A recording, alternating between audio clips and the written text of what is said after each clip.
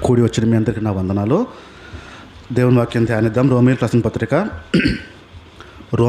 పత్రిక 14వ అధ్యాయము 8వ మాట. రోమియోలకు రాసిన పత్రిక. మనం ఒకవేళ బ్రతకాలంటే ప్రభు కోసమే బ్రతకాలి. ఒకవేళ చనిపోవాల్సి వచ్చినా ప్రభు కోసమే చనిపోవాలి అని. బ్రతకడము, చనిపోవడం, ఈ రెండు పదాలు గుర్తుపెట్టుకోండి. దేవుడి కోసం నా మాట వినండి. దేవుని కోసం బ్రతకడం ఈజీయా, దేవుని కోసం చనిపోవడం ఈజీయా? ఏది సులభం? దేవుని కోసం బ్రతకడమా, చావడమా? చావడం అంటే, దేవుడి కోసం చావడం అంటే, యేసు ప్రభుని నమ్మితే చంపేస్తావురా నిన్నంటే, యేసు ప్రభుని నమ్మితే నీ పేక్ కోసేస్తావురా అంటే, యేసు ప్రభుని నమ్ముతావు అంటే నీ మీద తల మీద గన్పెట్టి కాలుస్తావు అంటే చావడానికి ఇష్టపడ్డాం. ఇప్పుడు యేసు ప్రభు కోసం బ్రతకడం ఇష్టమా, ఈజీయా? చావడమా? చావడమా, బ్రతకడమా? ఏది ఈజీ? బాగా చెప్పాలంటే, ఒకటి తేల్చాలంటే బ్రతకడమా? చావడం ఈజీయా? చచ్చిపోతే బెటర్. బతకడమే మీకు వాక్యం అర్థమవుతుంది. ఈ లెక్కనైతే వాక్యానుసారం జీవిస్తూ బ్రతకడమే చాలా కష్టం. చావే ఉంది, టక్కన కొడతాడు, కాసేపు నొప్పి వస్తుంది, అయిపోద్ది. ఈ బ్రతకడం అనుకో జీవితాంతం సావాలి. అది ఒక్క దెబ్బలో అయిపోతే ఇది జీవితాంతం సస్తానే ఉండాలి. ఇప్పుడు దేవుని కోసం బ్రతకాలి, దేవుని కోసం చనిపోవాలి అనే విషయాలు మనం నేర్చుకుంటున్న విషయాల్లో ఎవరి కోసం జీవిస్తున్నాం, ఎవరి కోసం బ్రతుకుతున్నాము అనే విషయాలు మనం నేర్చుకుంటూ వస్తున్నాము. రోమియోలకు రాసిన పత్రిక వద్దాం. సరే, 12వ అధ్యాయము, రోమియోలకు రాసిన పత్రిక 12వ అధ్యాయము 1 నుంచి 3 వచనాలు. కాబట్టి సహోదరులారా, పరిశుద్ధమును దేవునికి అనుకూలమైన సజీవ యాగంగా శరీరాన్ని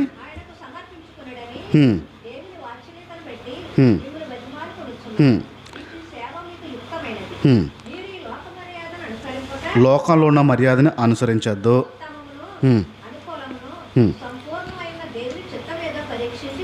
రైట్, చాలండి. రైట్, ఇక్కడ 2 విషయాలు గమనించండి. దేవుని కోసం బ్రతకడము, చావడం అనే విషయాలు గమనించుకోండి. కొంచెం ఈరోజు వాక్యంలో ఇంకా కొంచెం ముందుకు వెళ్దాం. హెబ్రీయులకు రాసిన పత్రిక వద్దాం. సరే, హెబ్రీయులకు రాసిన పత్రిక 11వ అధ్యాయము 1వ వచనం. విశ్వాసం అనేది చదవండి.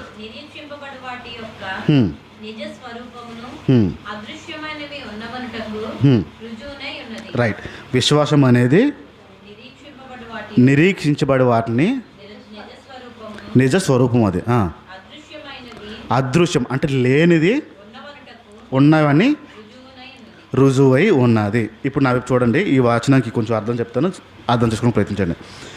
విశ్వాసం అనేది ఎలాంటిది, దేవుని మీద నమ్మకం అనేది ఎలాంటిది అని అంటే, లేనిది ఉన్నట్టు నమ్మడమే విశ్వాసము అని అర్థం. మన భాషలో చెప్పాలంటే, దేవుణ్ణి నమ్ముతున్నావా అని అంటే నమ్ముతున్నాను అని చెప్పాలి. చూసారా? చూడలేదు. ఇప్పుడు చూడకుండా మీరు నమ్మడం అది ఒక విశ్వాసం. చూడకుండా నమ్మడం విశ్వాసం. విశ్వాసం అనేది లేనిది ఉన్నట్టు నువ్వు నమ్మడం ప్రారంభించినప్పుడే విశ్వాసంకి అర్థం. ఇక్కడ ఇప్పుడు ఆంధ్రాలో చాలా ఎక్కువ వర్షాలు పడుతున్నాయి. మా మామగారు ఫోన్ చేసి, ఏంటంటే వర్షాలు ఎక్కువ పడిపోతున్నాయి, ఆకుమండలు వేసామండి, చూడండి, ప్రార్థన చేయండి, అన్నీ మునిగిపోతున్నాయండి, ఇంజిన్ పెట్టి నీళ్ళు తోడుతున్నాను. ఇప్పుడు వాళ్ళకి ఏం భయం ఉంటుంది? వర్షాలు వచ్చి మునిగిపోతున్నాయి, మొత్తం ఆ మొక్క మునిగిపోయి ఉంటుంది. 2-3 రోజుల నుంచి మునిగిపోయి ఉందంట. ప్రతిరోజు ఫోన్ చేస్తున్నారు, కంగారు పడుతున్నారు. ప్రతిరోజు ఫోన్ కంగారు, తగ్గట్లేదు వర్షం. ఇప్పుడు ఆయనకి విశ్వాసం గురించి చెప్పాలంటే ఏం చెప్పాలి? ఇప్పుడు కళ్ళు ఎదురుగుండా నీరు నిలిగిపోయి ఉంది, మొత్తం మునిగిపోయి ఉంది. ఏం చెప్పాలి ఇప్పుడు? ఆ నీరు వెళ్ళిపోయినా ఆ మొక్క అలాగే ఉంటుందని చెప్పాలి. ఆ మొక్క కనపట్లేదు, ఇప్పుడు మొక్క కనపట్లేదు, అక్కడ వేసిన మొక్క కనపట్లేదు. కానీ ఇప్పుడు ఏం చెప్పాలి? లేనిది ఉన్నట్టుగా నమ్మి చెప్పడమే విశ్వాసం అంట. రైట్? ఇప్పుడు ఉదయం లెగ్గానే మీ కాళ్ళు ఉన్నాయి లేదు ఎప్పుడైనా చెక్ చేస్తున్నారా? చేతులు ఉన్నాయి లేదు ఎప్పుడైనా చెక్ చేస్తున్నారా? నా కాళ్ళు ఉన్నాయి లేదా అని లెగ్గానే చెక్ చేసారా చేయలేదా? ఎవరు చేయరు. ఎందుకు చేయరు? మీరు నమ్ముతారు ఉంటాయని. అది విశ్వాసం. దాన్ని విశ్వాసం అంటారు. బస్సు ఎక్కినప్పుడు, ట్రైన్ ఎప్పుడు డ్రైవర్ దగ్గర అడుగుతారా? బాబు జాగ్రత్త తీసుకెళ్తావా, ఎక్కడ గుద్దేస్తావా, ఈ మధ్య అయిపోతుంది ఎక్కువ యాక్సిడెంట్లు అడుగుతారా? ఎవరన్నా ఎన్ని సంవత్సరాల ఎక్స్పీరియన్స్ అడుగుతారా? ఏం అడగరు. వెళ్ళి ఎక్కి నిద్రపోతారు హ్యాపీగా, ఏం టెన్షన్ లేదు, నమ్ముతారు. ఇప్పుడు తీసుకెళ్తాడో డౌట్. కానీ మీరు ఏం నమ్ముతారు? అది నమ్మకం, అది విశ్వాసం. రైట్? లేనిది ఉన్నట్టుగా నమ్మితే అది జరుగుద్ది. అవుతుందంటారా? ఏమొచ్చింది ఇప్పుడు? వస్తుందంటారా? ఏమొచ్చింది ఇప్పుడు? నమ్మనట్టు. ఇప్పుడు లేనిది ఉన్నట్టు నమ్మడం విశ్వాసము. ఇప్పుడు 2 రకాల విశ్వాసాలు చెప్తాను మీకు. ఈ 2 రకాల విశ్వాసాలు గమనించండి. 2 జరిగిన సంఘటనలు చెప్తాను. ఈ మధ్యకాలంలో మీకు మా స్నేహితుడి గురించి మీకు చెప్పాను. ఉద్యోగం విషయంలో ఉద్యోగం మీద నమ్మకం పెట్టుకుని ఉద్యోగం కోల్పోయాడు. అప్పులు పెరిగాయి. ఇప్పుడు ఆ వ్యక్తి ఎలాంటోడంటే అతి భయంకరమైన విశ్వాసం పెడతాడండి. వాస్తవానికి అర్హత లేని వ్యక్తికి అర్హతకు మించిన ఉద్యోగాలు వస్తాయి అబ్బాయికి. అంటే అక్షరం ఒక చెప్పలేడు, ఏమీ చెప్పలేడు, ఏ ఆలోచన, ఏ జ్ఞానం లేదు. ఉన్న ఒకే ఒక్కటి ఏంటంటే దేవుడిని నమ్ముతాడు గుడ్డిగా, గుడ్డిగా. ఎలాగైనా ఇస్తాడంటాడు అంతే. కళ్ళు ఎదురుగుండా పరిస్థితులు ఉండవు. పరిస్థితి అవుతుంది అనే ఆలోచన కూడా ఉండదు. కానీ ఆ వ్యక్తి నమ్మకం ఎంత పెడతాడంటే ఎవరి కోసం దేవుడు ఎలాగైనా ఇస్తాడు. ఏ జ్ఞానం లేదు. రిలయన్స్ కంపెనీలో ఉద్యోగం చేసేవాడు. రిలయన్స్లో కలకత్తాలో పెద్ద పొజిషన్, 1,30,000 జీతం. ఆడికి 1,30,000 నెలకు వచ్చి అలా పడిపోతాయి. ఏ ఆలోచన లేని, ఏ జ్ఞానం లేనివాడికి ఎలాగొచ్చిందంటే కేవలం విశ్వాసమే. అవ్వదు అని ఆ రిలయన్స్లోనే ఉద్యోగం పోయింది. ఇప్పుడు కిందటి నెల 13వ తారీఖు పోయింది. ఆ రోజు నుంచి కంగారు పడుతున్నాడు, విశ్వాసంతో ఉన్నాడు. ఏంటంటే ఎలాగైనా దేవుడు నాకు ఇచ్చి తీర్తాడు. ఇప్పుడు ఆ కంపెనీలో తీసేశారు ఆడిని. ఒక మచ్చ ఆడికి కంపెనీలో తీసేస్తే ఒక మచ్చ. ఈడి విశ్వాసం బట్టి మాకు అనిపిస్తుంది, పరిస్థితి బట్టేమో ఉద్యోగం రాదు. ఎందుకంటే ఒక కంపెనీలో చెడ్డ అభిప్రాయం మీద తీస్తారు వాడిని. అలాంటి వాళ్ళని ఉద్యోగం ఎవరు? ఈడంటాడు ఎలాగైనా వస్తుందని. సరిగ్గా నెల తిరిగిందండి. 13వ తారీఖుని తీశారు. 13వ తారీఖుకి వాడు ఒక కంపెనీకి సెలెక్ట్ అయ్యాడు. ముంబైలో ఈ సోలార్ ఎనర్జీ తయారు చేసే కంపెనీలో వాడికి ఉద్యోగం. ఆల్ ఓవర్ ఇండియా మొత్తంకి హెడ్. ఇప్పుడు అప్పుడేమో కలకత్తా మొత్తంకి హెడ్. ఇప్పుడు వచ్చిన ఉద్యోగం ఏంటంటే ఇండియా మొత్తంకి హెడ్. అప్పుడు జీతం ఎంత అన్నాను? 1,30,000. ఇప్పుడు ఎంత తెలుసా? 2,40,000 నెలకి. 2,40,000 నెలకి ఇప్పుడు తీసుకుంటాడు. ఎలా సాధ్యం అది? ఆడు చెప్తాడు, నా గురించి నీకు తెలుసు, నాకు తెలుసు, నేను ఎంత బలహీనో నీకు తెలుసు, ఆలివన్న తెలుసు, దేవుడు తెలుసు. నాకు ఏ రాదైన విషయం మీ ముగ్గురు తప్ప ఇంకెవరికి తెలియదు. ఈ నిలబడి మాట్లాడుతూ ఉంటే పెద్ద పెద్ద ఉద్యోగస్తులందరూ ఈ చేతులు కొట్టి నిలబడి వింటారంట. వీడికేమో జ్ఞానం లేదు. నాకున్నది ఒకటే, దేవుడు వేస్తాడు అంతే నమ్ముతాడు. 1,30,000 నుంచి 2,40,000 జీతం వచ్చేసిందండి. ఇండియా మొత్తంకి హెడ్. ఎలా అయింది అది? వాస్తవాలు చూస్తే పరిస్థితి లేదు, కుదరదు, అవ్వదు, రాదు. కానీ లేనిది నమ్మాడు, వచ్చి కాళ్ళ దగ్గర పడిపోయింది. ఇది మొదటి విశ్వాసం. బాగుందా? లోపల కొంచెం నేను కూడా ఈసారి వచ్చిందా? రెండో విశ్వాసం చెప్తాను. వాక్యం వింటుంటే ఈ పైన బాకాలు ఉన్నాయి కదా, ఆ గొట్టాలు, అందులోంచి వాక్యము గాల్లో వెళ్తూ ఉండేది. వెళ్ళి ఒక ఆవిడ చెవిలో ఎక్కువ పడుతూ ఉండేది. వినేది. ఎక్కడబ్బా ఈ మాటలు వస్తున్నాయి, ఎక్కడబ్బా ఈ మాటలు వస్తున్నాయి అంటే వింటా ఉండేది. ఒకరోజు ఆ సౌండ్ ఎక్కడ వస్తుందని చెప్పి అలా పట్టుకుంటా ఇక్కడ అని సరిగ్గా చర్చ్ దగ్గరకు వచ్చింది. వచ్చిన తర్వాత ఆ తలుపు బయట నిలబడి చేతులు కట్టుని వింటుంది. లోపలికి రమ్మన్నాం, రాలే ఆవిడ. ఇలా అన్నది, అక్కడే అన్నది. మొత్తం అంతా వెళ్ళిపోయిన తర్వాత ఆవిడ ఒక మాట అంటుంది.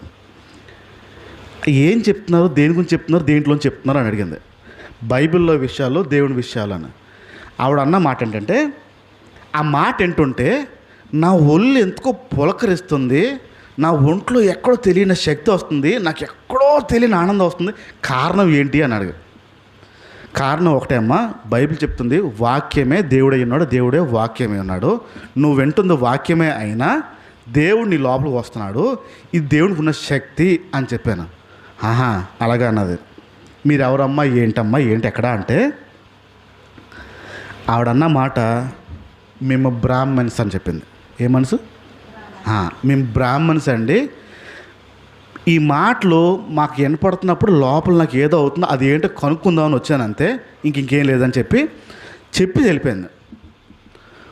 బ్రాహ్మణ కులంలో ఉన్న ఆ వ్యక్తి, ఆ స్త్రీ వచ్చి దేవుని మాట ఏదో అవుతుందని చెప్పి వచ్చింది. ఒక గాలి దుమ్ము వాన వచ్చిన తర్వాత దాంట్లో నీరు నిండిపోయి ఆ మైకి పనిచేయడం మానేసాయి. పనిచేయట్లేదు అనే విషయం మాకు తెలియదు. మేము మాట్లాడుకుంటూ వెళ్ళిపోతున్నాం. ఆ పనిచేయని వారం అయిపోయిన తర్వాత రెండో వారం కూడా అది వినపట్లేదు, పనిచేయట్లేదు, మాకు తెలియలేదు. రెండో వారం వచ్చేసి అక్కడ తలుపు దగ్గర నిలబడి అడుగుతుంది, ఏ ఆపిసేవే అది పైది అంటుంది. ఆవిడ మొహం మర్చిపోయాం. ఈవిడ వచ్చి డైరెక్ట్గా లగేస్తుందని అనుకున్నాం. పైది ఆపిసేవే వింటున్నాం కదా అన్నది. అప్పుడు గుర్తుకొచ్చింది. అంటే ఆ బ్రాహ్మణులు మాట్లాడతారా, ఆ స్లాంగ్ మాట్లాడుతుంది ఆ అమ్మ. వింటాం కదా అన్నది. రావట్లేదా అని చెక్ చేస్తే నీరు నిండి కొంచెం పాడైంది. అది బాగు చేస్తామమ్మా అని చెప్పి చేసి వచ్చాం. సరిగ్గా 6 నెలలు అయింది. 6 నెలలు అయిన తర్వాత వచ్చి మాట్లాడుతూ ఒక మాట అన్నది. ఆ మాటలు బట్టి, దీంట్లో ఉన్న మాటలు బట్టి నా హృదయం లోపల ఎక్కడ తెలియని ధైర్యము, ఆనందము, సంతోషం, నెమ్మది కలుగుతుంది. ఈ మాటలో ఏదో ఉంది, నేను దేవుడిని నమ్ముకుంటాను, ఏం చేయాలని అడిగా.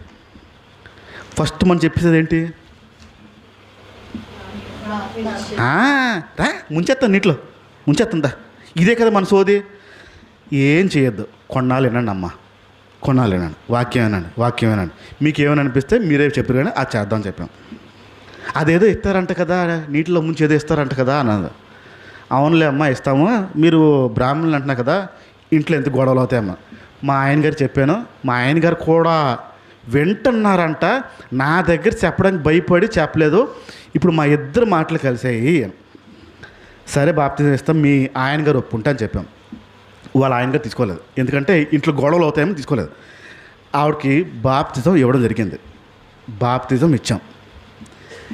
ఏ రోజైతే బాప్తిజం ఇచ్చామో అదే రోజు వాళ్ళ ఆయనకి ఫిట్స్ వచ్చి ఈ రైట్ కాలు అలా పడిపోయింది. ఏ రోజు బాప్తిజం ఇచ్చామో అదే రోజు బాప్తిజం తీసుకున్న తర్వాత సంతోషంగా ఆనందంగా వెళ్ళినప్పటికీ ఇంటి దగ్గర జనం ఉన్నారు, మీ ఆయనకి ఫిట్స్ వచ్చిందమ్మా అని చెప్తే వాళ్ళ ఆయన చెయ్యలేక అట్లా. ఊర్లో వార్త వెళ్ళింది, వాళ్ళ ఇంట్లో వాళ్ళకి వార్త వెళ్ళింది. ఎంత పని చేసేవే నువ్వేంటి, మన కులం ఏంటి, వాళ్ళ కులం ఏంటి, మన దేవుడేంటి, వాళ్ళ దేవుడేంటి, అసలు ఎందుకు పని చేసావు, నువ్వు బాప్తిజం తీసుకోవడం వల్లే ఇలా అయిందని చెప్పారండి. ఇప్పుడు ఆవిడ పరిస్థితి ఎలా ఉంటుందో ఆలోచించండి. ఆ రోజు చర్చకు వస్తా అన్న ఆవిడ రాలేదు. వాక్యం గాల్లోంచి ఆపలేం, చెవులు మొయ్యలేం. ఎందుకు రాలేదా అని మేము కనుక్కుందాం అనుకుంటున్నాం, కానీ ఎందుకు గొడవలు అవుతాయని చెప్పి ఏం మాట్లాడకుండా ఉన్నాం. 6 నెలలు అయిన తర్వాత మరలా ఆవిడ వచ్చింది, బైబిల్ పట్టుకుని వచ్చింది. ఎలా ఉన్నారమ్మా అంటే, ఏమనుకోద్దండి, రాలేకపోయాను, క్షమించండి, మా ఆయనకి ఎప్పుడు ఫిట్స్ వస్తుందో తెలియట్లేదు, మరలా ఎప్పుడు ఏ నొప్పి వస్తుందో తెలియట్లేదు, ఎప్పుడు పడిపోతున్నాడో తెలియట్లేదు, వదిలి రాలేక చర్చికి రాలేకపోయాను అన్నది. మనకేమొచ్చింది ఆలోచన? ఒక హాని జరిగింది కాబట్టి చెయ్యి యేసు ప్రభు అని ఉంటుంది అని అనిపించింది. ఆవిడ వచ్చి చెప్పిన మాట ఏంటంటే, ఎప్పుడు ఫిట్స్ వస్తుందో నాకు తెలియదు, నాకేమో నేను ఇంట్లో ఉండి వింటున్నాను, చాలా ఆనందంగా ఉంటుంది, మా ఆయన కూడా వింటున్నాడు, చాలా సంతోషపడుతున్నాడు. ఎవరు? చెయ్య కాలు పడిపోయిన వ్యక్తి బాప్తిజం తీసుకున్న తర్వాత ఆ వ్యక్తి ఆనందం వ్యక్తి చెప్తున్నట్ట. 6 నెలల నుంచి నీకు కదలడానికి లేదు అని అంటూ, ఇప్పుడు నాకు కుదిరింది, రావడానికి అయ్యింది అని. అంటే అలా ఆయనకి ఏమైనట్టు కదా, అమ్మయ్య దేవుని స్తోత్రం తగ్గిపోయింది అని మేము మనసులో అనుకునే లోపల చెప్తుంది. మా ఆయనకి ఈ చెయ్యి కూడా పడిపోయింది, ఇప్పుడు కనీసం కదలలేకపోతున్నాడు, ఫిట్స్ కూడా రావట్లేదు, మొత్తం పడిపోయి మంచం మీదే ఉన్నాడు, ఎవరు చూసుకోకలేదు, ఆయనకి ఆయన అలాగ ఉంటాడు, టైంకి వెళ్ళి తిండి పెడితే చాలు, టైంకి వెళ్ళి గొట్టలం చేస్తే చాలు అని చెప్పిందని. ఫస్ట్ 6 నెలలేమో రైట్ హ్యాండ్ రైట్ లెగ్, 6 నెలలు ఇంట్లో ఉండి వాక్యం వింటా ఉంది. అలా ఆయన్ని వదిలి రాలేక ఉంది. 6 నెలల తర్వాత మొత్తం ఒళ్ళంతా చచ్చుపడిపోయింది, గొట్టాల్లోంచి వేస్తున్నారు. ఏముంటుంది తెలుసా ఇవిడే, అమ్మయ్య దేవుడు నాకు విడుదల ఇచ్చాడండి అంటుంది. ఇన్నాళ్ళు కొంచెం లెగిసేవాడు, మధ్య మధ్యలో ఫిట్స్ వచ్చేది, ఇప్పుడు పూర్తిగా లెగట్లేదు, దేవుడు నాకు విడుదల ఇచ్చాడు, దేవుని సన్నిధి రావడానికి నాకు అవకాశం ఇచ్చాడు అన్నారు. ఏం మాట్లాడాలో మాకు తెలియట్లేదు. ఏంటిది అనిపిస్తుంది ఒకవైపు. ఆవిడ నమ్మకం ఏంటి, విశ్వాసం ఏంటి? సరే అమ్మ రండి అని చెప్పి అలా ప్రార్థనలో ఉన్నాం. మాకు ధైర్యం సరిపోట్ల ఆవిడ విశ్వాసాన్ని చూసి. ఆవిడ విశ్వాసం ఏమో, దేవుడు నాకు విడుదల ఇచ్చాడు, పూర్తిగా పడుకునిపోయాడు మా ఆయన, హ్యాపీగా నేను వచ్చేచ్చానే ఆవిడ విశ్వాసం. సరిగ్గా నెల అయింది. ఇప్పుడు ఆలోచండి, ఏమవుతుంది మీ బుర్రలో? టపా కట్టేసి ఉంటాడు, బకెట్ తెన్నేసి ఉంటాడు. నెల తర్వాత ఆ మనిషి సడన్గా ఇంట్లో అప్పుడు ఏదో అలా ఆవిడ ప్రార్థన చేస్తూ ఉంటే ఇంట్లో ఏదో మెరుపు వచ్చినట్టు టక్కని వచ్చిందంట, ఒళ్ళంతా జలదరించిందంట, ఏమైందంటే చెప్పి లెగ్స్ కూర్చున్నాడంట. ఇప్పుడు ఆ వ్యక్తి ఏం చేస్తున్నాడంటే, సైకిల్ వేసుకుని వీధిలో సువార్త చేస్తున్నాడు. సువార్థికుడు అయ్యాడు ఆ వ్యక్తి. ఆ భర్త కాలు చేతులు పనిచేయని వ్యక్తి సువార్థికుడు అయ్యాడు. ఇందాక మొదట చెప్పిన విశ్వాసము, రెండో చెప్పిన విశ్వాసం, ఏది బాగుంది ఇప్పుడు చెప్పండి? ఏది బాగుంది? ఏమీ అవనప్పుడు, ఏమీ జరగనప్పుడు, అన్నీ వ్యతిరేకంగా ఉన్నప్పుడు, అన్నీ అల్లకోలంగా ఉన్నప్పుడు నా ప్రభు అని పట్టుకుని విశ్వాసంగా ఉంటావా? అవుతే అవని, పోతే పోని ఉంటామా? అది విశ్వాసం అంటే. ఏదో ఇస్తే విశ్వాసం కాదు, ఏదో వస్తే విశ్వాసం కాదు, ఏదొచ్చినా రాకపోయినా నా దేవుడు నా దేవుడే అనడం విశ్వాసం. ఏది పట్టుకుంటాం ఇప్పుడు? ఇది విశ్వాసంలో ఒక ప్రక్రియ. 2 విషయాలు చెప్పాను. ఇప్పుడు ఒక లైటు, ఇక్కడ లైట్ వేసి ఉంది, ఈ రూమ్ అంతా లైటు కనపడడానికి కారణం ఏంటో తెలుసా? మొదలంటే చదువుకుంటే తెలుస్తుంది ఆ విషయం. లైట్ నుంచి కణాలు వస్తాయి, రేస్. ఆ కణాలు వచ్చి వస్తువు మీద పడి మరలా వెనక్కి వెళ్తేనే కనిపిస్తాయి. లైట్ అనేది వస్తువు మీద పడిన తర్వాత మరలా వెనక్కి వెళ్ళిన తర్వాతే మనకి వెలుగు అనేది కనిపిస్తుంది. చీకట్లో ఏమీ కనపడకపోవడం కారణం అక్కడ వెలుగు లేదని అర్థం. ఇప్పుడు ఒక అద్దం మీద టార్చ్ లైట్ వేసి ఇలా కొడితే ఏమవుతుంది? అద్దం పట్టుకుని ఎండలో సూర్యుడి వైపు చూపిస్తూ ఉంటే ఏమవుతుంది? లైటింగ్ ఏమవుతుంది? అటు కొడతా ఉంటుంది, రిఫ్లెక్ట్ అవుతుంటుంది. అక్కడి నుంచి వచ్చిన లైటింగు దానికి తగిలి కనిపిస్తూ ఉంటుంది. ఏదైతే తగిలి మళ్ళీ రివర్స్ వెళ్తుందో అది, ఇప్పుడు బైబిల్ మాట చెప్తుంది, వర్షం చినుకు పైనుంచి పడిన తర్వాత కింద భూమిని మొక్కని తడపకుండా మానదు అంటుంది. అంటే వచ్చింది ఖచ్చితంగా తడిపే తీరుతుంది ఆ విషయంలో. ఇప్పుడు మనము వస్తువులను చూస్తాం కదా. ఇప్పుడు నేను మీకు కనిపిస్తున్నాను, ఈ వస్తువు కనిపిస్తుంది, ఈ వస్తువు కనిపిస్తుంది, ఈ వస్తువు కనిపిస్తుంది. మీకు ఎలా కనిపిస్తుందంటే, ఒక వ్యక్తి చూస్తున్నప్పుడు చూసిన తర్వాత కళ్ళల్లోంచి ఒక కణం వెళ్ళి ఆ వస్తువుని తాకి మరలా మన కళ్ళ దగ్గరకు వచ్చినప్పటికీ మన మెదడు చెప్పుద్ది ఇది ఆ వస్తువు అని. ఊరికే కనపడదు, అంటే మన కళ్ళు కనపడవు, కానీ వెళ్ళి తరంగాలు వెళ్ళి పట్టుకుని మళ్ళీ వచ్చి మన కళ్ళు చెప్తాయి, మెదడు చెప్తుంది. దూరంగా ఉన్న వస్తువులు చూడండి మీకు కనపడవు, ఎందుకంటే అంత దూరం ఆ కణం వెళ్ళదు. వెళ్ళి మళ్ళీ రావాలి, వెళ్ళి వెళ్ళి వెనక్కి రావాలి. వస్తేనే. ఇప్పుడు నేను కొన్ని విషయాలు మాట్లాడతాను మీతో పాటు. ఫోర్బ్స్ అనే సంస్థ, ఫోర్బ్స్ అనే ఒక పెద్ద సంస్థ ఉంది, సర్వే సంస్థ. ఆ సంస్థ ఒక సర్వే చేసింది. సర్వే ఏంటంటే, ఆ సర్వేలో అత్యధికంగా బాగా ఎక్కువగా మనుషుల్ని బాగా ప్రభావితం చేసిన వ్యక్తి ఎవరు అని ఒక సర్వే ప్రపంచవ్యాప్తంగా చేసింది. ప్రపంచవ్యాప్తం చేసిన తర్వాత దాంట్లో మొట్టమొదటి పేరు ఏంటంటే, బాగా ప్రభావితం చేసిన వ్యక్తుల్లో మొదటి పేరు యేసుప్రభు గురించి వచ్చింది. లిస్ట్ అంతా చేసిన తర్వాత ఫస్ట్ పేరు అంటే ప్రపంచాన్ని ప్రభావితం చేసిన వారిలో మొట్టమొదటి పేరు యేసుప్రభు పేరు ఆ లిస్టులో ఇచ్చారు. రెండో పేరు మహాత్మా గాంధీ గురించి ఇచ్చారు. ఎవరు? మహాత్మా గాంధీ గారు రెండో. అంటే మొట్టమొదటి వ్యక్తి బాగా ప్రభావితం చేసిన వ్యక్తి యేసుప్రభు అయితే, రెండో వ్యక్తి మహాత్మా గాంధీ గారు. ఇక్కడ వాళ్ళు అడిగారు ఆయన్ని, మహాత్మా గాంధీ చాలా చేశారు కదా, యేసుప్రభు ఫస్ట్ ఎందుకు, మహాత్మా గాంధీ రెండోది ఎందుకు అని అడిగారు.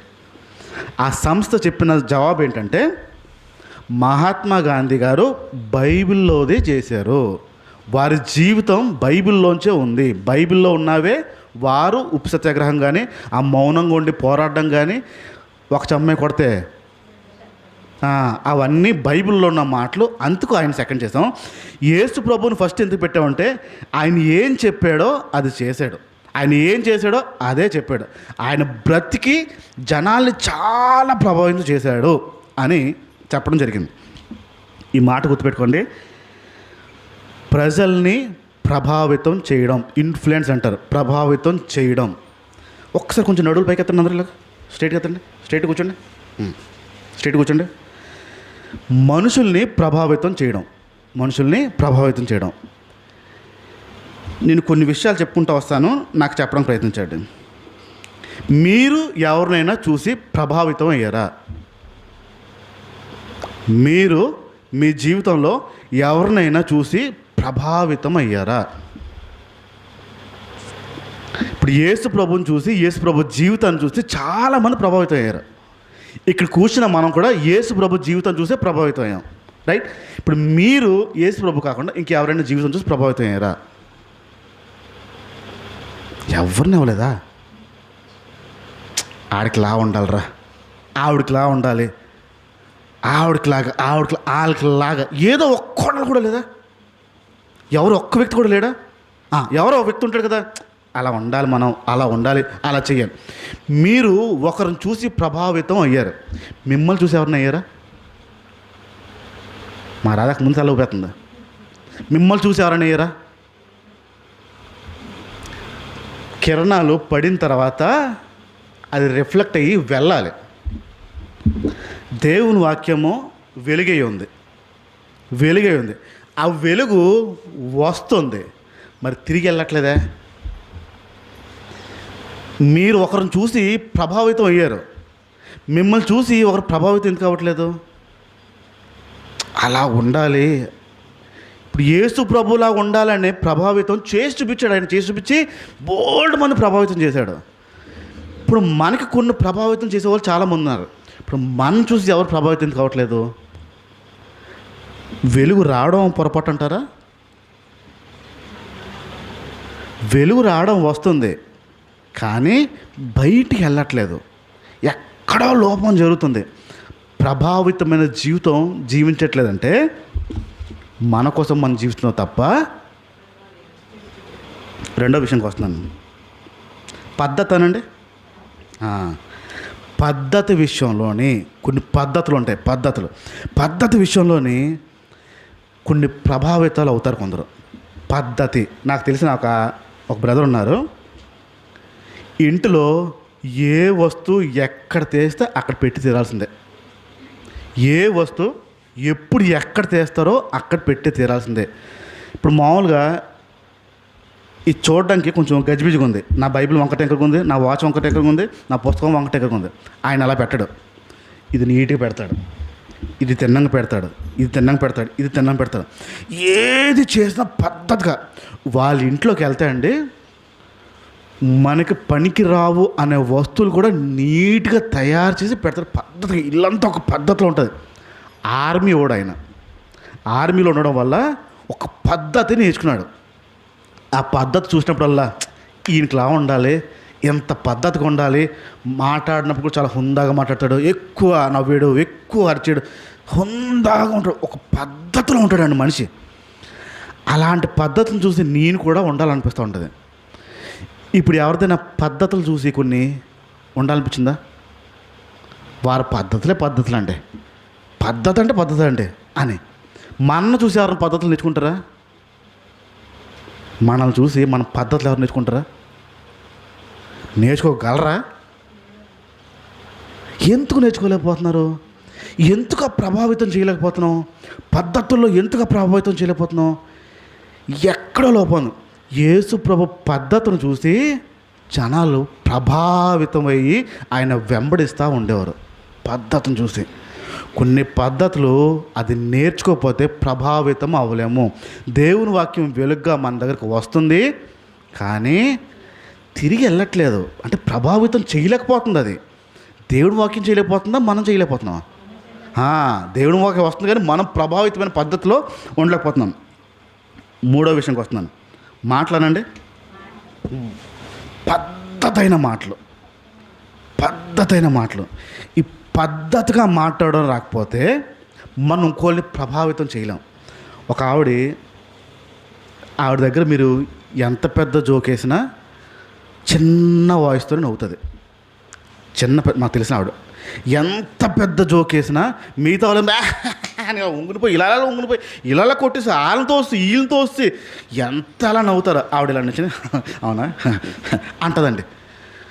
ఆవిడ నవ్వుకి మా బ్యాచ్ నవ్వుకి, కింద పడి దొల్లేసే బ్యాచ్ నవ్వుకి చాలా తేడా ఉంటుందండి. మాట్లాడుతున్నప్పుడు అండి ఎంత హుందాగా మాట్లాడుతుందో, ఎంత హుందా, అసలు ముచ్చటేస్తుంది. చిన్నపిల్లల వాళ్ళని మీరు అని పిలుస్తుంది. చిన్నపిల్లల్ని మీరు అని పిలుస్తూ, నాన్న ఇటు రండమ్మా, మీరు ఎక్కడ ఉంటారు? చిన్నపిల్లల్ని. ఏ స్కూల్ అమ్మా మీరు? అవునా, మీకు తమ్ముడు ఉన్నారా అంటుంది. చిన్నపిల్లల్ని అలాగే మాట్లాడుతుంది, పెద్దవాళ్ళని అలాగే మాట్లాడుతుంది, మధ్య వయసు వాళ్ళని అలాగే మాట్లాడుతుంది. అస్సలు మాట తీరండి, ముచ్చట అనిపిస్తుంది అండి. వాళ్ళ ఆయనతోనే అలాగే మాట్లాడుతుంది. వాళ్ళ పిల్లల్ని కూడా మీరు అంటుందండి ఆవిడ. వాళ్ళ పిల్లల్ని మీరు అని పిలిచి మాట్లాడుతుందండి. ఆవిడ చూసినప్పుడు అనిపించింది మాటలు పద్ధతైన మాటలు. ఓసేవ్ ముద్దుముఖందానా ఎవరివి? మన పిల్లల్ని గాడిద ఇట్రా అడ్డగాడిదలో పెరిగి మన మాటలు ఎలా ఉన్నాయి? దొండపోతలు లేకవే పొద్దున్న ఏడవుతుంటే మన మాటలు, పద్ధతైన మాటలు మనల్ని చూసి ఎవరైనా ప్రభావితం అవుతున్నారా? ఇలా మాట్లాడాలండి. తక్కువ మాట్లాడతారండి, ఆ తక్కువలో కూడా చాలా మంచి మాట్లాడతారండి. ఎంత పద్ధతిగా మాట్లాడతారో. యేసు ప్రభు చాలా తక్కువ మాట్లాడేవాడు తెలుసా? యేసు ప్రభు చాలా తక్కువ మాట్లాడేవాడు. మాట్లాడా ఎదురువాడు మోరు మూసేయాల్సిందే, ఇంకా నరాలు తెంపినట్టు మాట్లాడేవాడు. ఎక్కువ మాట్లాడేవాడు కాదు ఆయన. మాటల దగ్గర పద్ధతి మనల్ని చూసి ఎవరు ప్రభావితం అవ్వరు. చూడరండి, ఎవరు కాగా ఎలా తిట్టాలో, ఎలా అరవాలో పిల్లలు మనం చూసి నేర్చుకుంటారు. మా అమ్మ ఇలాగే తిడుతుంది, నేను ఇలాగే తిడతాను. మా నాన్న ఇలాగే తిడతాడు, నేను ఇలాగే తిడతాను. ఆ కోపము అవన్నీ, ఆ మాటలు ఎలా రావాలో పిల్లలకు నేర్పిస్తాం. మా తరం అయిపోతుందమ్మా, ఇక నువ్వు కానిచ్చాలి ఇక్కడ నుంచి ఈ పద్ధతి, నువ్వు నేర్పించుకో, బాగా డైలాగ్ ఇంక కొత్తవి ఏమైనా యాడ్ అవుతే యాడ్ చేసుకో అని చెప్పి పిల్లలకి నేర్పిస్తూ ఉంటాం. ఏంటిది పద్ధతి? మంచి పద్ధతి నేర్పించి, మంచి మాటలు నేర్పించి పిల్లల్ని తేచేస్తాం. ఇప్పుడు పిల్లలు చూడండి, డైలాగులు వేస్తారు, వాళ్ళతో మాట్లాడలేరు, వాళ్ళని తిట్టలేరు, వారిని గద్దించలేరు, ఏమీ చేయలేరు. చూడండి, మీరు ఏమైనా అన్నారా 2 మాటలు ఎక్స్ట్రా అంటారు. ఎక్కడి నుంచి వచ్చింది? ప్రభావితమయ్యి. ఎక్కడ ప్రభావితం? మన దగ్గర మన మాటలు ప్రభావితమయ్యి ఒక తరానికి అందించాం మనము. పద్ధతైన మాటలు వాక్యపు వెలుగు మన దగ్గరకు వస్తుంది, కానీ ఆ పద్ధతైన మాటలు నేర్చుకోలేకపోతున్నాం అని అర్థం. 4వ విషయంకి వస్తున్నాను. పనులేనండి. పనులు చేస్తారా చేయరా? పనులు చేస్తారు. చేసే పనుల్లో కొన్ని పనులు శ్రద్ధగా చేస్తారు, కొన్ని పనులు గజిబిజి గందరగోళం. ఎందుకు మారుతుంది? పనులు ఎందుకు మారుతాయి? టైం అయిపోతే ఎలా ఉంటుంది? టైం అయిపోయినప్పుడు పనులు ఎలా ఉంటాయి? ఖాళీగా ఉన్నప్పుడు ఎలా ఉంటాయి? బోల్డ్ అంతా ఖాళీగా ఉన్నప్పుడు ఎలా ఉంటుంది? బోల్డ్ అంతా ఖాళీగా ఉన్నప్పుడు తర్వాత చేద్దాంలే, టైం ఉంది కదా. ఎవరికి టైం ఉంది? తర్వాత చేద్దాంలే, తర్వాత తుడుద్దాంలే, ఈ లోపు జారిపడతాడు ఎవడో ఒకరు వచ్చి. పనుల విషయంలో పద్ధతి మన దగ్గర నుంచి ఎవరు నేర్చుకోలేదు చూడండి.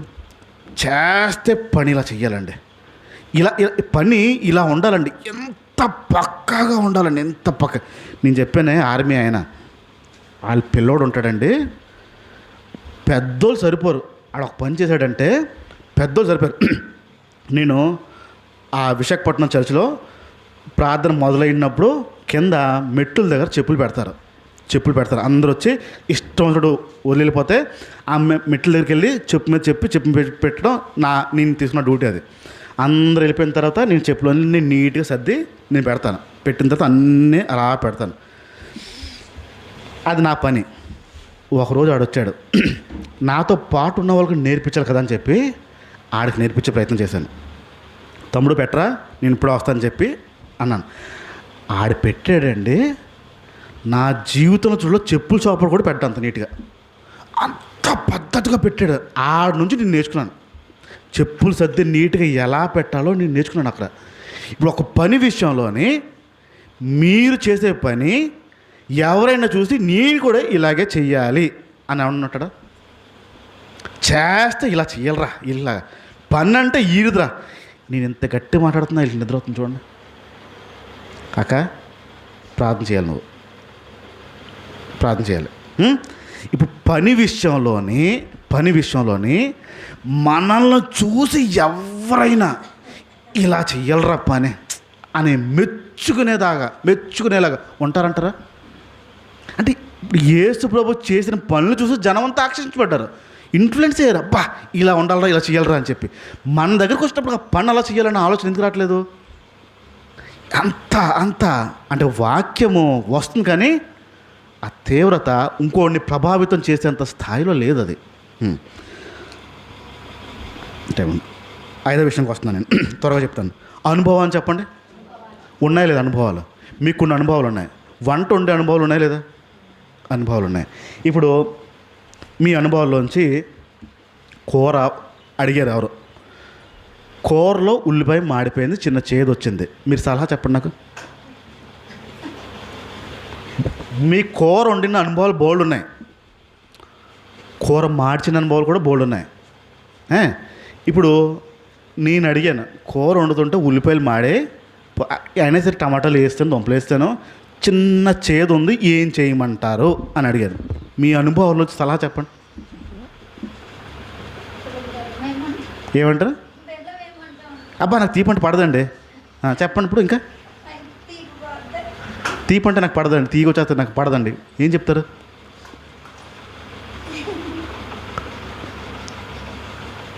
ఉన్నాయా అనుభవాలు? అనుభవాల్లోంచి ఎవరికైనా సలహా ఇచ్చేంత ఉందా? మీకున్న అనుభవాల్లోంచి ఎవరినైనా మీ అనుభవాల్లోంచి ప్రభావితం. నాకు ఒక ఆయన పెద్ద ఆయన తెలుసు, ఏదైనా సమస్య వస్తే ఆ సమస్య ఏంటో నాకు కొంచెం అర్థం అవ్వకపోతే ఆయన చేసి అడుగుతాను, అంకుల్ గారు చిన్న సమస్య ఉన్నాను, చెప్పరా అంటాడు. చెప్పరా అయిన తర్వాత పలానా సమస్య ఇలా ఉందన్న 2 సెకండ్లో జవాబు చెప్తాడండి. 2 సెకండ్లు. ఆ సమస్య ఇలా చెప్పగానే ఇది నువ్వు చిన్నప్పుడు ఇంకా నాకు 23వ సంవత్సరం ఉన్నప్పుడు ఈ సమస్య ఎదుర్కొంటే నేను ఏం చేశానంటే అని చెప్పి 2 సెకండ్లో చెప్తాడండి. వారు నేను తీసియా అనిపిస్తుంది నాకు. ఇప్పుడు ఆయన అనుభవాల్లోంచి నన్ను ప్రభావితం చేస్తున్నాడు ఆ వ్యక్తి. మీ అనుభవాల్లోంచి ఎవరైనా ప్రభావితం చేశారా? ఒక విషయంలో ప్రార్థన చేస్తుంటే అవ్వలేదండి, నేను ధైర్యంగా ఉన్నాను, నువ్వు కూడా ధైర్యంగా ఉండు అన్న ప్రభావాలు ఉన్నాయా? మీ అనుభవాల్లోంచి ప్రభావితం చేసే అంత అనుభవం ఉందా? 6వ విషయానికి వస్తున్నాను, ప్రార్థనా జీవితానండి. ప్రార్థనా జీవితం మిమ్మల్ని చూసి ఎవరైనా ప్రభావితం అయ్యారా? మీ ప్రార్థనా జీవితం చూసి మీ నుండి ఎవరైనా ప్రభావితం అయ్యారా? నా పిల్లే అవ్వలే, నా కొడుకే అవ్వలే, నా కూతురే అవ్వలే, ఇంక బయట సంగతి బాబోయ్. నిజమే, మన ఇంట్లోలే ప్రభావితం అవరు. ఎందుకు అవరు చెప్పండి? ఎందుకు అవరు? ఒకటి అవ్వకపోవడం కారణం మీ ప్రార్థన వాళ్ళకి ఇరిటేషన్ అంటే ఒక అసహ్యం అనుకుందాం. వారికి అసహ్యం కలిగిస్తే, మీ ప్రార్థన వారికి అసహ్యం కలిగిస్తే, ఒకవేళ ఉన్న టైంలో అస్తమాను మోకరిచ్చి, అస్తమాను ఏడ్చేసి, అస్తమాను గట్టిగా ప్రార్థన చేసి, అస్తమాను చేస్తుంటే ఇన్ని వాళ్ళకి ఎలా ఉంటుంది? ప్రార్థనా జీవితం ఎక్కడో తేడా ఉందని అర్థం. మౌనంగా నిదానంగా ఇంటి పనులు చేసిన తర్వాత, ఇంటి అవసరాలు తీర్చిన తర్వాత, అందరికీ పెట్టిన తర్వాత నీ టైంలో నువ్వు చెయ్యాలి. ఆడికి ఆకలి వేస్తున్నప్పుడు నేను ప్రార్థన చేస్తానంటే మరి చిరక రాదా? మరి ఊరికే అందరూ ఈ మాటలు ఉండండి ప్రార్థన చేసుకుంటున్నాను, ఇప్పుడే మొదలుపెట్టారు. ఏమీ కుదరదు. నీ ఇంటి బాధ్యత నువ్వు చేసిన తర్వాతే, నీకున్న టైం తర్వాతే, అన్నీ అయిపోయిన తర్వాతే కావాలంటే రాత్రి 2 గంటలు లేటుగా నిద్రపో. అంతేగాని ఇంటి పనులు మానేసి ప్రార్థన చేస్తానని చెప్పి చిరాకులు తెప్పించకూడదు. ప్రార్థనా జీవితం ప్రభావితం చేయకపోవడం కారణాలు ఇవి. మీ ప్రార్థన మౌనంగా ఉండాలి. మీ ప్రార్థన ఇతరులకు ఇబ్బంది పెట్టకూడదు. ఇతరులని అసలు దృష్టిలో పడకుండా చేయాలి ఆ ప్రార్థన. నేను అందుకే ప్రారంభంలో చెప్పుకుంటూ వచ్చాను, రోజంతా కూడా ప్రార్థన చేసుకోవచ్చు అని. ప్రార్థనా జీవితం ఒకరిని ప్రభావితం చేయలేకపోతుందంటే ఎక్కడో పొరపాటు జరుగుతుంది అని అర్థం. 7వ విషయంకి వస్తున్నాను. వాక్యం అనండి, జీవితం అనండి. ఈ ఊరోళ్ళందరూ తెలుసు, మీ చుట్టాలందరూ తెలుసు మీరు వాక్యం వింటారని, రైట్? ఈ ఊరోళ్ళకి తెలుసు, మీ చుట్టాలకు తెలుసు మీరు వాక్యం వింటారు అని. మీరు విన్న వాక్యం మీరు జీవిస్తున్న జీవితం, దీన్ని బట్టి ఎవరైనా ప్రభావితం అవుతారా? మీరు వాక్యం వింటున్నట్టు విషయం అందరికీ తెలుసు, మీరు వాక్యం వింటారని మీ చుట్టాలందరికీ తెలుసు. మీరు వింటున్న వాక్యానికి, మీ జీవితానికి ప్రభావితం అవుతున్నారా? మారిపోయేవేంటి ఇన్నాళ్ళ లేవు, ఇన్నాళ్ళు వేరేలా ఉండేదానివి, ఇప్పుడు ఎందుకో కొంచెం మారేవు. డైలాగ్ ఎవరైనా అన్నారా? ఎవరైనా నీలో మార్పు కనిపిస్తుంది అని పదం ఎవరైనా అన్నారా? అన్నారు. ఎందుకంటే కనపడదు కాబట్టి. ఇప్పుడు ప్రభావితం చేస్తున్నామా, ప్రభావితం అవుతున్నామా? ప్రభావితం అవుతున్న వారికే ఉన్నాం తప్ప ఒక్కరిని ప్రభావితం చేసే స్థాయికి ఇంకా ఎదగలేదు. దేవుని వాక్యం మన దగ్గరికి వస్తుంది కానీ అది తిరిగి వెళ్ళట్లేదు. ఇంకా ఆ ప్రభావితమైన జీవితం జీవించకపోతే మనం మన కోసం బ్రతుకుతున్నాం కానీ దేవుని కోసం బ్రతుకుతున్నట్టే కాదు. ప్రభావితం చేయాలి. కనీసం చచ్చే లోపల ఒక 10 మంది అయినా మనం చూసి, ఈ సిస్టర్లా నేను ఉన్నాను, ఈ సిస్టర్ వల్ల ఇలాగ ఉన్నాను, ఈ బ్రదర్ వల్ల నేను ఇలా ఉన్నాను, ఈ బ్రదర్ జీవితం బట్టి నేను ఇలాగ ఉన్నాను, కనీసం 10 మంది